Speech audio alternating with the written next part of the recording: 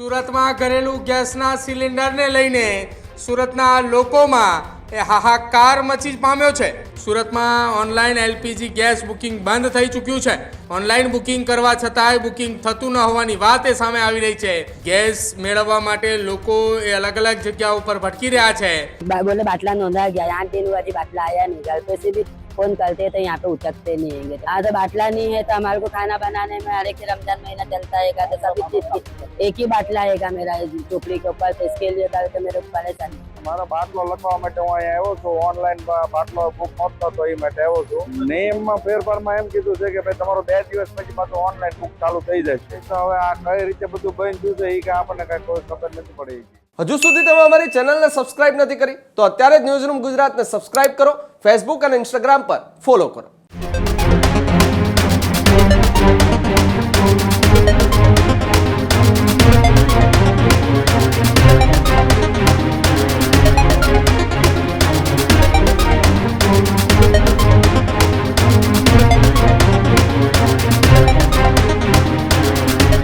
યુદ્ધની પરિસ્થિતિ વચ્ચે સુરતના લોકોની અંદર ચિંતાનો માહોલ જોવા મળી રહ્યો છે।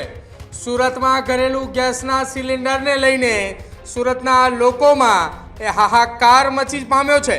ફરી એક વખત સુરતના લોકોએ લાઇનમાં ઊભા રહેવા માટે મજબૂર બન્યા છે। સુરતમાં ઓનલાઈન એલપીજી ગેસ બુકિંગ બંધ થઈ ચૂક્યું છે। ગેસ એજન્સીઓ પર લોકોની લાંબી કતારો જોવા મળી રહી છે। ગેસ બોટલ નહીં મળે તેવી લોકોમાં ભીતિ। ઓનલાઈન બુકિંગ કરવા છતાંય બુકિંગ થતું ન હોવાની વાત સામે આવી રહી છે। સરકારે તારીખમાં ફેરફાર કરતા હવે તણાવ વધ્યું છે।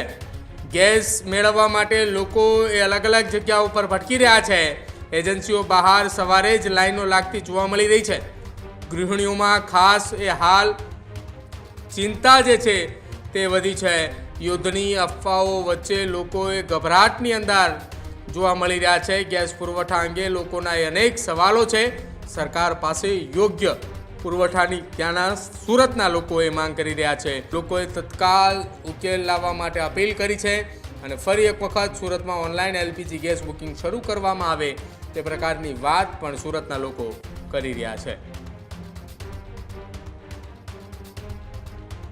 ये मैंने नाम चेंज कराया, मेरे घर वाले गुजर गए थे, मेरे नाम पे कराया। 2000 रुपये का खर्चा करा मैंने से 2000। तो फिर बोले बाटला नोंदा गया, 8 दिन हुआ जी बाटला आया नहीं। घर पे से भी फोन करते तो यहाँ पे उठकते नहीं हैंगे, तो बाटला नोंदाता नहीं हमारा, तो उसकी प्रॉब्लम हमारे। इस तरह की परेशानी हो रही है। हाँ तो बाटला नहीं है तो हमारे को खाना बनाने में हर एक रमजान महीना चलता है तो सभी चीज की एक ही बाटला है मेरा टोकरी के ऊपर, तो इसके लिए तो मेरे को परेशानी। तो फोन उठाते नहीं, हमें तो बाटला नोंदाता नहीं हमारा। पहले रेगुलर आता था बाटला? हाँ पहले बराबर आता था, अभी 8 दिन से तकलीफ है बस। मिले तो क्या बोले? अभी यहाँ सब लाइन में खड़े थे, आगे जाने नहीं देते, बोलते लाइन में खड़े रहो, आगे जाके बात करेंगे तो खबर पड़ेगी क्या बोलते।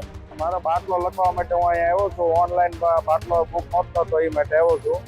બરાબર, આપણે અત્યારે ત્યાંથી મારે લગભગ 15 કિલોમીટર આજુબાજુ થાય છે। ત્યાંથી હું અહીંયા અત્યારે આવ્યો છું। બાટલો લખાતો નથી એટલે એ માટે આવ્યો છું। બીજો હું નિયમમાં ફેરફાર મળ્યા તો નિયમમાં ફેરફારમાં એમ કીધું છે કે ભાઈ તમારો 2 દિવસ પછી પાછું ઓનલાઈન બુક ચાલુ થઈ જશે। અત્યારે તમારું બુકિંગ કરાવ્યું? હા।